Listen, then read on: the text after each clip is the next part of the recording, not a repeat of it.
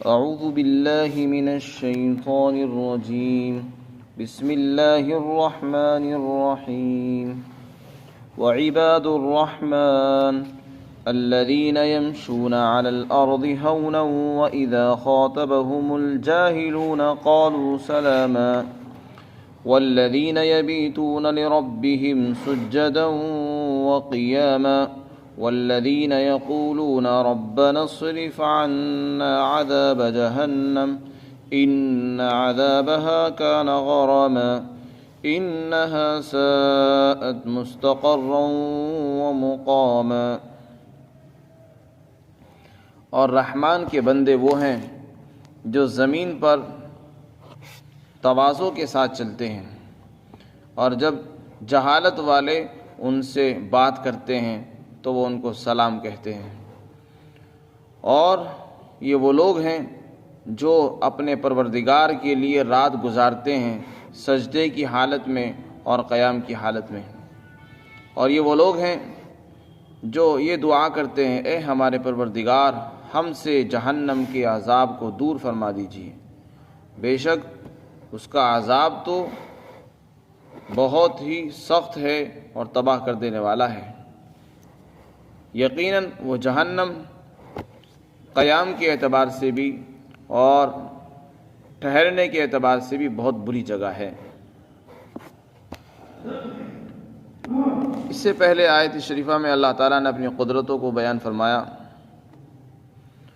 اب یہاں پر اللہ تعالیٰ رحمان کے بندوں کی صفات کو ذکر فرما رہے ہیں۔ اللہ نے یہاں پر بہت سی صفات اپنے بندوں کی ذکر فرمائی۔ عباد عبد کو کہتے ہیں، عبد کے معنی بندے کے آتے ہیں، بندے تو سبھی ہیں، اللہ نے جس کو بھی بنایا وہ سب اللہ ہی کے بندے ہیں، لیکن حقیقی بندے کون ہیں؟ یہاں پر ان کی صفات اللہ تعالیٰ ذکر فرماتے ہیں۔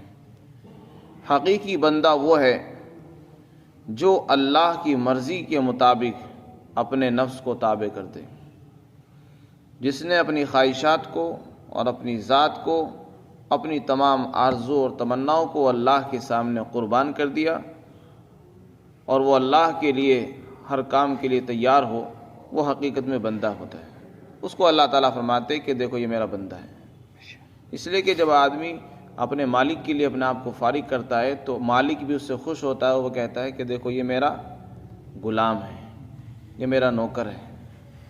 اور مالک اپنے نوکر پر فخر اسی وقت کرتا ہے جب نوکر اپنی جان کو جان نہیں سمجھتا، اپنے اوقات کو اوقات نہیں سمجھتا، بلکہ اپنی جان، اپنے مال کو، اپنی ہر چیز کو مالک کے لیے قربان کر دیتا ہے۔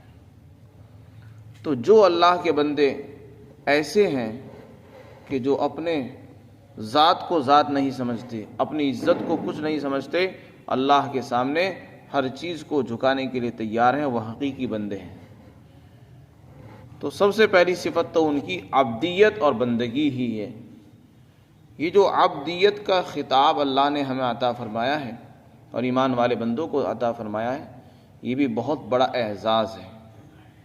جیسے دنیا میں کسی کو کوئی لقب ملتا ہے تو وہ کتنا خوش ہوتا ہے کہ آج مجھے فلاں صاحب نے اور بادشاہ نے یا حاکم نے یا فلاں نیتا نے مجھے یہ لقب دیا ہے اور یہ پد دیا ہے۔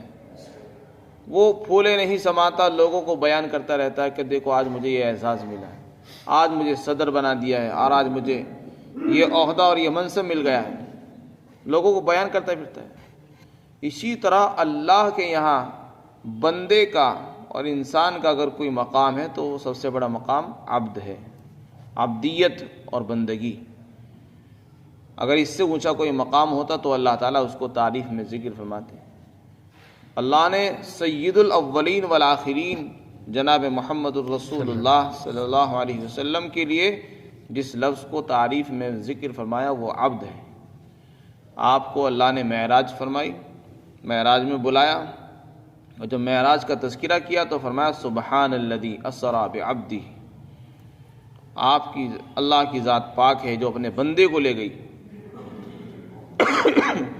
تو وہاں پر آپ کا نام نہیں لیا گیا یا آپ کی کوئی خاص شان، کوئی خاص صفت ذکر نہیں کی، بلکہ عبدیت کو اللہ نے ذکر فرمایا۔ تو اللہ کو عبدیت بڑی پسند ہے، اللہ کو تکبر پسند نہیں ہے۔ اللہ تعالیٰ فرماتے کہ تکبر تو میری چادر ہے۔ تکبر بندے کو زیب نہیں دیتا۔ بندہ کس بات پر تکبر کرتا ہے؟ وہ تو خود نہیں بنایا، اس کو بنایا بھی اللہ نے، اس کو پرورش کی، پروان چڑھایا، سب کچھ اللہ نے بنایا، پھر وہ کس بات پر تکبر کرے گا؟ اس کے پاس جو کچھ بھی ہے وہ اس کا اپنا نہیں ہے، جسم اس کا نہیں ہے، طاقت اس کی نہیں ہے، اس کے پاس جو روح ہے وہ بھی اس کے کنٹرول اختیار میں نہیں ہے۔ اللہ جب چاہتے ہیں اس کی روح قبض کر لیتے ہیں اور وہ انسان مردہ پڑا رہتا ہے۔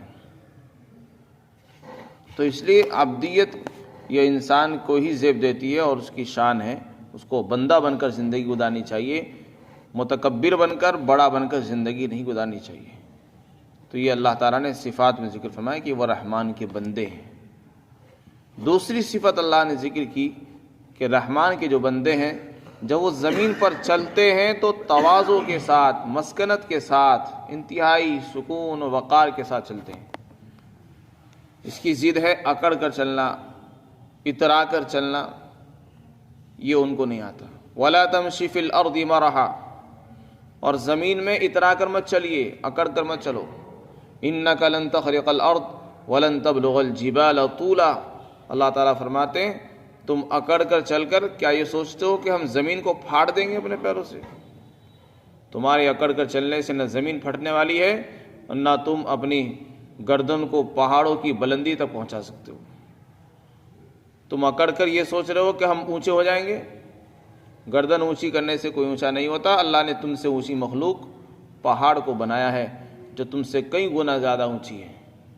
إِنَّكَ لَن تَخْرِقَ الْأَرْضَ وَلَن تَبْلُغَ الْجِبَالَ طُولًا، پہاڑ کی لمبائی کو تم نہیں پہنچ سکتے اگر گردن اونچی کرو، سینہ اونچا کرو گے۔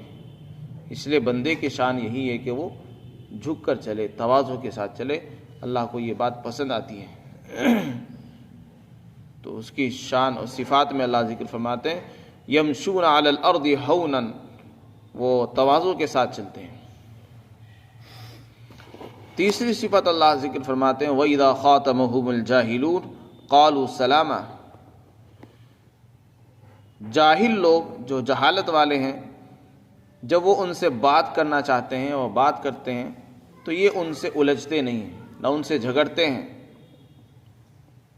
جب جاہل لوگ اللہ کے رحمان اور رحمان کے بندوں سے، یعنی اللہ کے جو نیک بندے ہیں، ان سے الجھنا چاہتے ہیں تو یہ الجھتے نہیں، نہ ان کی بات کا جواب دیتے ہیں، بلکہ سلام کہہ کر وہاں سے چلے جاتے ہیں۔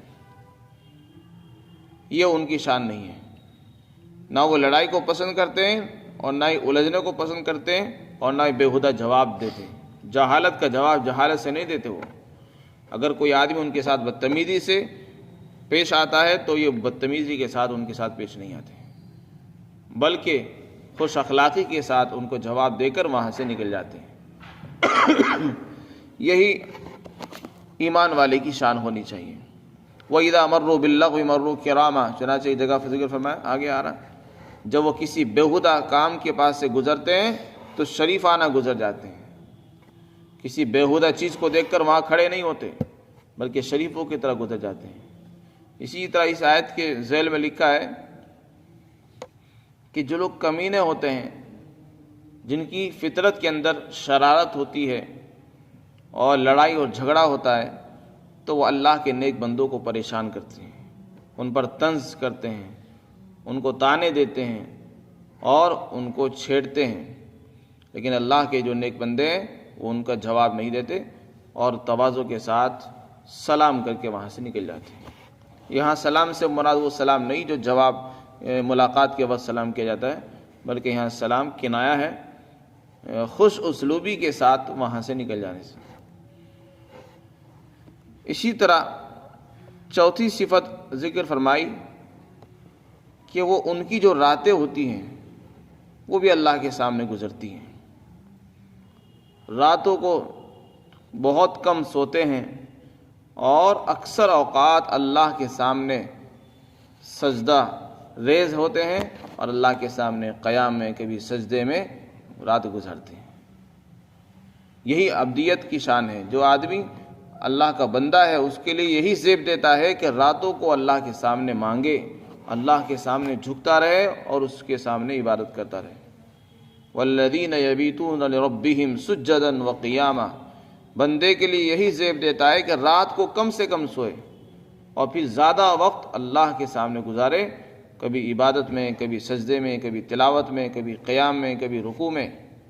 چنانچہ اللہ نے تعریف کرتے ہوئے ذکر فرما ان المتقین فی جنات وعیون، بے شک متقی لوگ باغات میں، چشموں میں ہوں گے قیامت کے دن۔ آخذین ما آتاہم ربہم، وہ ان انعامات کو لے رہے ہوں گے جو ان کے رب نے ان کو دیا ہوگا۔ آخذین ما آتاہم ربہم انہم کانوا قبل ذلک محسنین، وہ اس سے پہلے نیک کام کرتے تھے۔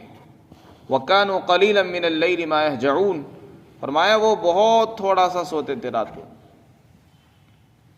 متقی لوگوں کی صفات ذکر کرتے فرمایا کہ رات کو بہت کم سوتے تھے۔ كَانُوا قَلِيلًا مِّنَ اللَّيْلِ مَا يَهْجَعُونَ وَبِالْأَسْحَارِ هُمْ يَسْتَغْفِرُونَ۔ اسحار کے معنی سحری کے آتے ہیں، صبح کا وقت، فجر کی اذان سے پہلے کا جو وقت ہے اس کو سحر کہتے ہیں۔ فرمایا وہ سحر میں اور صبح اٹھ کر تہجد کے وقت میں اللہ کے سامنے استغفار کرتے ہیں، اپنے گناہوں کی معافی چاہتے ہیں، گناہوں پر استغفار کرتے ہیں، توبہ کرتے رہتے ہیں۔ یہ اللہ کے نیک بندوں کی شان ہے جن کے بارے میں اللہ تعالیٰ نے جنتوں کا وعدہ فرمایا ہے۔ تو جو لوگ دنیا میں کم سوتے ہیں، رات کو اللہ کے سامنے زیادہ عبادتیں کرتے ہیں، پھر وہ لوگ باغات میں اور چشموں میں ہوں گے اور اللہ کی طرف سے انعامات وصول کر رہے ہوں گے۔ اسی طرح یہاں بھی عباد الرحمن میں ان کی صفت یہ بیان کی کہ وہ اپنے پروردگار کے سامنے رات گزارتے ہیں۔ رات گزارنا جبھی ہو سکتا ہے کہ جب کہ بہت کم سوتے ہوں اور زیادہ وقت اللہ کے سامنے گزارتے ہوں۔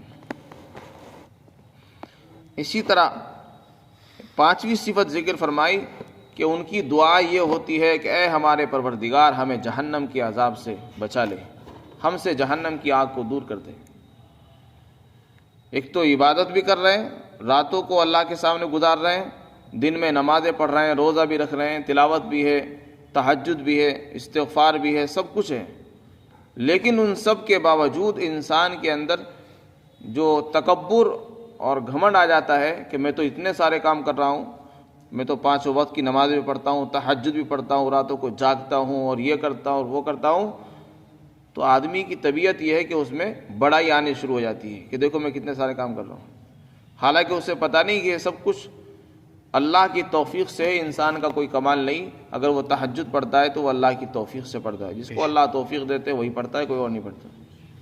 لیکن ان بندوں کی شان دیکھیے کہ وہ ان سب کچھ اعمال کے کرنے کے بعد بھی اللہ سے ڈرتے رہتے ہیں، اس کی پکڑ سے ڈرتے رہتے ہیں، گھمنڈ نہیں کرتے، اپنی عبادت پر بھروسہ کر کے اور اطمینان کر کے نہیں بیٹھ جاتے ہم نے تو بہت ساری عبادتیں پڑھ لی، ہم نے تو بہت ساری عبادتیں کر لی ہیں اور بہت تہجدیں پڑھی ہیں، لہذا اب ہم تو بخشے بخشائے ہیں، اب ہمیں کچھ کرنے کی ضرورت نہیں۔ بندے کی شان یہی ہے کہ کرتا رہے اور ڈرتا رہے، تو وہ کرتے بھی رہتے ہیں اور ساتھ ساتھ ڈرتے بھی رہتے ہیں کہ اللہ ہم سے جہنم کے عذاب کو دور کر دے، کہیں ایسا نہ ہو کہ کسی عمل کی وجہ سے ہماری پکڑ ہو جائے اور ہماری ساری نیکیاں خراب ہو جائیں۔ فرمایا وہ یہ دعا کرتے ہیں ربنا اصرف عنا عذاب جہنم، جہنم کے عذاب کو ہم سے دور کر دے بس، کیونکہ اس کا جو عذاب ہے وہ تو تباہ کر دینے والا ہے، جس کو بھی لگ جائے گا اسے تباہ و برباد کر کے چھوڑے گا۔ اور فرمایا جہنم تو بہت بری جگہ ہے، وہ تو رہنے کے اعتبار سے بھی، قیام کے اعتبار سے بھی بہت بری جگہ ہے، لہذا اس سے ہماری حفاظت فرما۔ یہ ان کی صفات ہے جو آئندہ بھی آ رہی ہیں۔ تو انسان کو کوشش کرنی چاہیے کہ اگر وہ اللہ کا بندہ بننا چاہتا ہے تو اپنے اندر یہ صفات پیدا کرے جو اللہ نے یہاں پر ذکر فرمائی ہیں۔ اللہ تعالیٰ نے اپنے خاص بندوں کو یہ صفات عطا فرمائی تھی، اللہ تعالیٰ ہم سب کے اندر بھی یہ صفات پیدا فرمائے۔